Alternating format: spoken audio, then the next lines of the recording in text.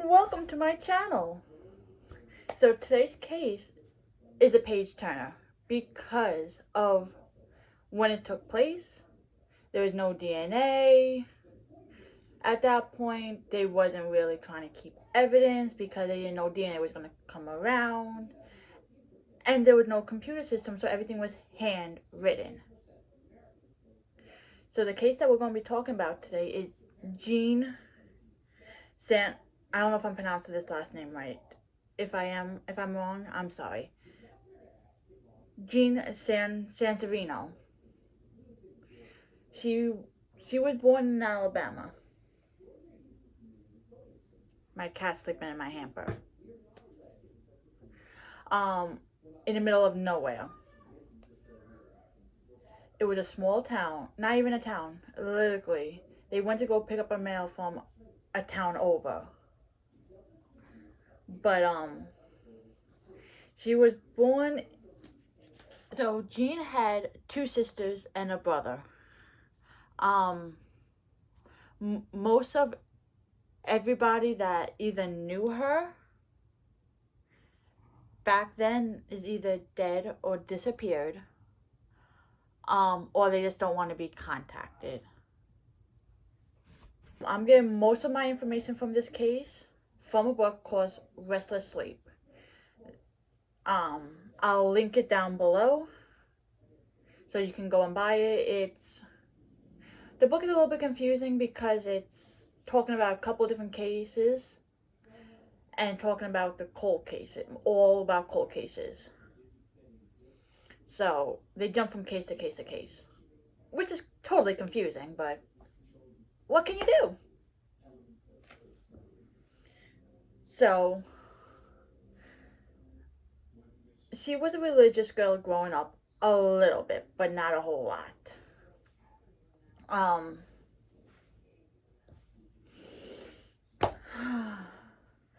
Her and her sisters and her cousins used to walk to town, sit on different porches, and sing hymns or hum hymns.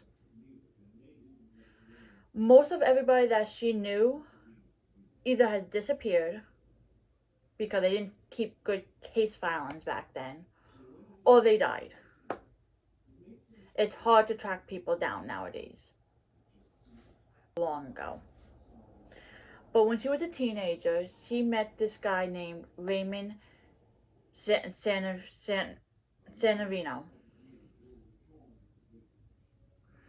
He was in the army. He was younger than her, so she went by 2 years younger, so it doesn't make her seem too much older than him. That's why when you read her case file, she says the police put down she was 25 when she died. She was technically about to turn 27. This guy Raymond was not a good guy. He really wasn't. He was a drifter. He jumped from job to job to job. He drank heavily. And he was very abusive. Very. Like, even his own mother begged her mother not to. So when his mother told her mother not to let him marry her, she should have listened, because she ended up being murdered in Brooklyn, New York at the age of only 26 years old. She didn't even get to live her life yet. So let me backtrack and tell you how she came to live in New York. Her and Raymond got married on September 1st, 1945. And they lived in Alabama with her mother for a little bit. They really thought that he had furlough from the army so he could get married and have a good life for a little bit before the army asked for him back. But that wasn't the case. They found out later on that he actually went AWOL. But even after going AWOL, which makes no sense, the Army still gave him a dishonorable discharge. No, gave him an honorable discharge. I really think they should not have done that. It should have been a dishonorable discharge, in my personal opinion, but I wasn't back then. Nobody really liked Raymond, really. But Jean was so in love. They just wanted to see her happy. But around February 1st, 1949, he got up and just left her after him and Jean had a fight about him sleeping with another woman and seeing other women on the side, which his mother warned her about. But she didn't listen. Lipstick. I really wish she did, because she might have be alive now. But this was just one of many fights that they had. And every time that they got into a fight, he became abusive. At one point, he hit her so hard that he split her lip wide open. Jean was a waitress at her friend's burger shop.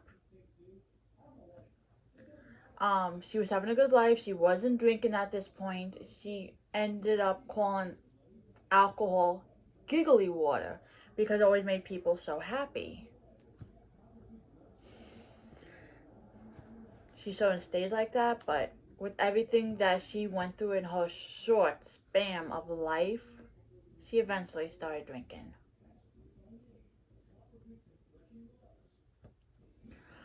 But if you look at her, she's a beautiful, beautiful girl. Sad that she died so young.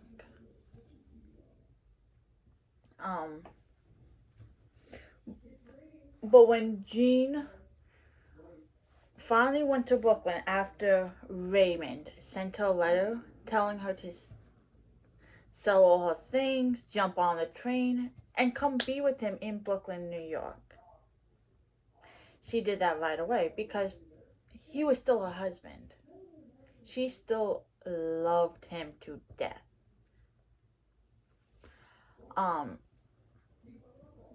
That might have been a mistake going to New York, but we'll never know. So when they first got to New York, they lived with his sister and her husband. They lived there for a couple months before finally they got their own place, rent-free, but the only thing was that Jean needed to help the landlady clean the rooms. And this was at 372 State Street. I'll put a picture right above. So, point, that area of Brooklyn was not a good area to live in. There was a lot of prostituting that was happening.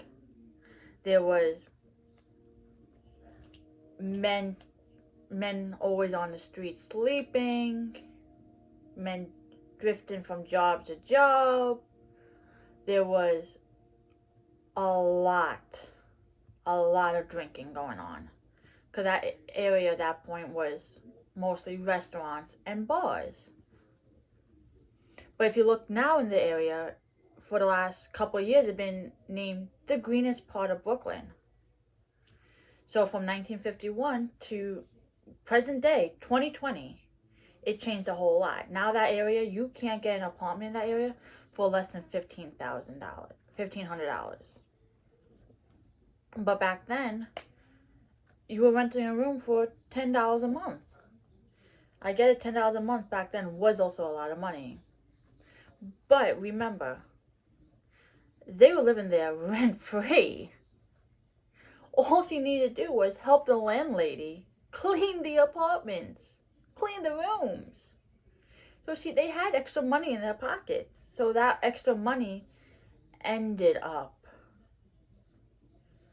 eventually getting Jean to drink. And when she started drinking, she started hooking up with other men too. And that was the final straw for Raymond. He said, "You want to start drinking? You want to see other men? I'm done." So he moved out as of maybe a little bit before January of 1951-ish, because there was a letter found in Jean's purse from Raymond stating that on January 27th, 1951, he gives full consent for Jean to proceed with the divorce proceeding. That he's not going to contest it if everything goes equally. And that she doesn't ask for any more than what she deserves. There is no written record anywhere that I could find. I looked. I really, really did look.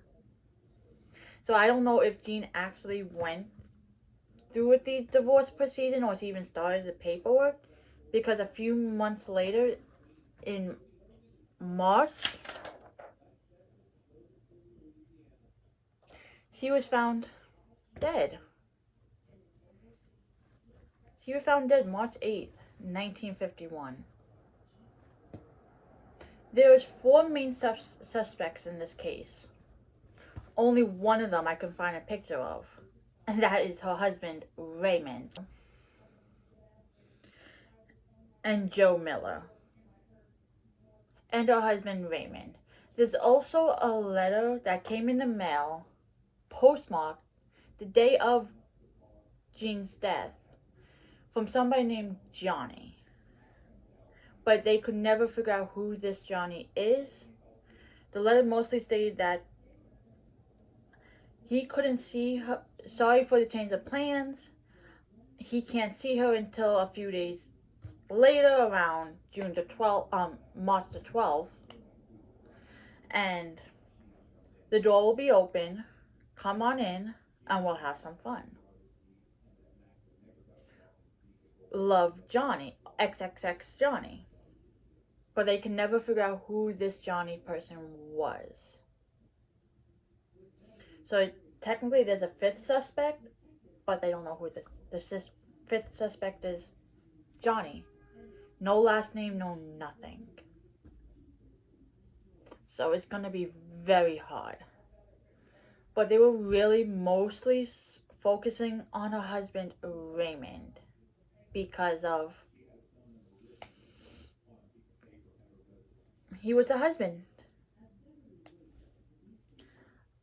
Okay, let me talk a little bit more about the murder. On March 8th, she mostly died she died at 5:30 a.m. of strangulation, of manual strangulation. So somebody stuck their hands around her neck and strangled her. Her roommate saw her at 10:30 p.m. March the 7th at a bar. There's a timeline from 10:30 p.m. all the way till 4 o'clock that they can pinpoint. They know exactly where she was at every single point until 4 or 4:30 a.m. That's when supposedly Bill the Greek said he started walking her home. Then probably a block away, he either fell down or he was pushed down by Jean. His story changes every time somebody talks to him. But again, it's mostly staying consistent. That's the only part of the story that changes. That she left him outside this movie theater at 4:30 a.m. and she went home by herself. But from 4:30 a.m. till 5:30 a.m., she was supposedly alone in her room. The landlady woke up around 5:15 because she heard a noise coming out from Jean's room, but she didn't knock. She just put her ear against the door. And another neighbor of hers also did the same thing, but they didn't knock. They heard noises. They heard commotion. They heard a scream. They heard people. They heard somebody, either her or somebody in the apartment, falling down or getting pushed down. But they did nothing. They stood there and listened to it all happen till eventually everything went quiet and they decided to go back to their rooms. So from 5:30 a.m. till when her roommate came home at either 10:30 a.m. or 11:30 a.m., it's confusing about what time her roommate came in. But the cops were called when the roommate came in because the roommate found their apartment completely messed up. There was no, when I said messed up, it wasn't like there was furniture thrown everywhere, clothing thrown everywhere. No. They found human excrement all over the living room walls, in front of the couch, and even on Jean. So either she took a shit herself, or the killer did and smeared it all over the place, which is disgusting. But it's just disgusting. They also found a bed sheet covering Jean. They found her wearing white socks, a black bra, and that's it. And they also said right before her death, she had sex with somebody. So either he raped her or she gave it up willingly. We won't know. We will never know.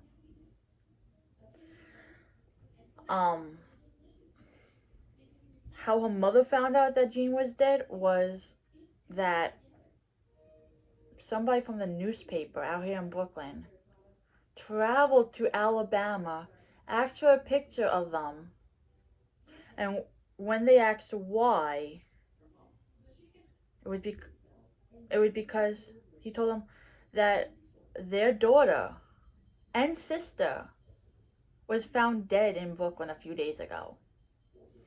So it's not like the cops even called them or wrote them. A newspaper article told them.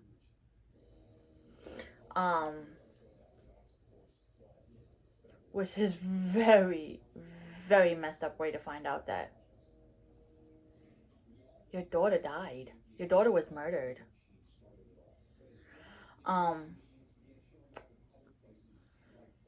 He didn't know where Raymond was because he had no permanent address at this point.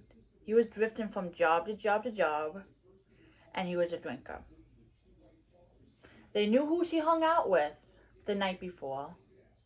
They asked him questions. It's all in the DD5s. Which some of them are incomplete, some of them are hard to read because it's been so long ago. But Raymond finally walked in March the 10th saying that he wanted to speak to a cop because that's how he found out that his wife was dead, was also through a newspaper. And he said that he wasn't in Brooklyn at the time. He was living somewhere else, and that he was nowhere close to where she was murdered. But the cops didn't believe it. But they had no proof to arrest him. It wasn't like there is now. DNA. There was none of that. And there was nobody that saw him around Brooklyn at that time. in the morning. It was too early. 5:30 a.m. Who's gonna see anybody at that time? But her murder is unsolved to this day, which is tough. It's very, very tough. I'm gonna talk about Raymond because this case is not mostly about him, but I'm gonna give you a little bit of his backstory to tell you why the cops think it was him that did it. But the only way they're gonna know for truth if he did it, if either he confessed to his brother or one of his kids, because at this point he died. He died.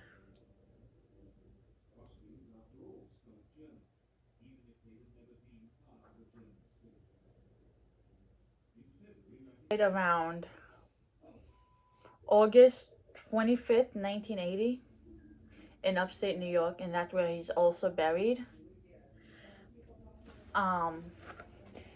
At that point, he was survived by his only living brother at that point, Patrick, and his children and his stepdaughter.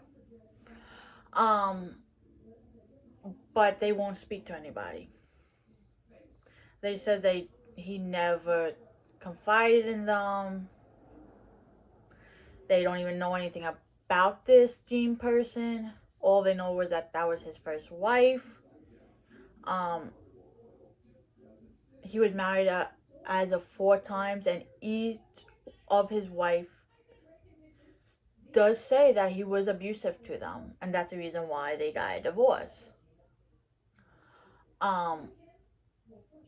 Patrick said it's because of how they grew up. At the age of 5, him and Raymond were both put into an orphanage after their mother's second marriage, before her third marriage. Raymond grew up believing that a meth addict named Jean Sanseverino was his father. It wasn't. But he was a very cruel kid growing up in these orphanages. He broke a nun's arm, split open a nun's lip, but he grew up very, very cruelly and very mean.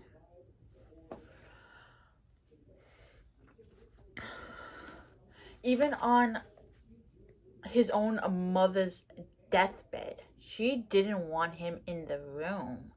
She felt deeply, deeply in her heart that he killed Jean, but she had no way to prove it.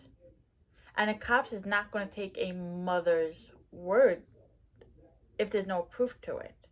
Even his own brother stated that he thinks he killed Jean, but he never confided in anybody. He took, if he did this, what he did to Jean, to his deathbed. Even he died of so many different cancers. There was cancer all riddled through his body. Even the doctors said that they don't know how he survived this long. He's been dead months, if not years ago, from all this kind of cancer. But as of 1985, Jean's case was closed because evidence disappeared. Either it wasn't stored right, it was destroyed, or it was never taken. They did try to reopen it a few times, but after so many years, people disappear, people die. At this point, it's just another case that will never be solved unless you know something. if you're part of Raymond's family, part of Bill the Greek's family, which nobody really, his name is mentioned, but all I know is like it's John Vassalli or something like that. It's a very hard Italian name to pronounce. Nobody really knows anything. Nobody does. So I'm begging you, if you know something, come forward. Help solve this 70-year-old case. Just help solve it. So her family can be in peace, even though most of her family is now dead. Her mother died years ago, her father died years ago. They're buried close to her, but not in a grave plot. I'll post.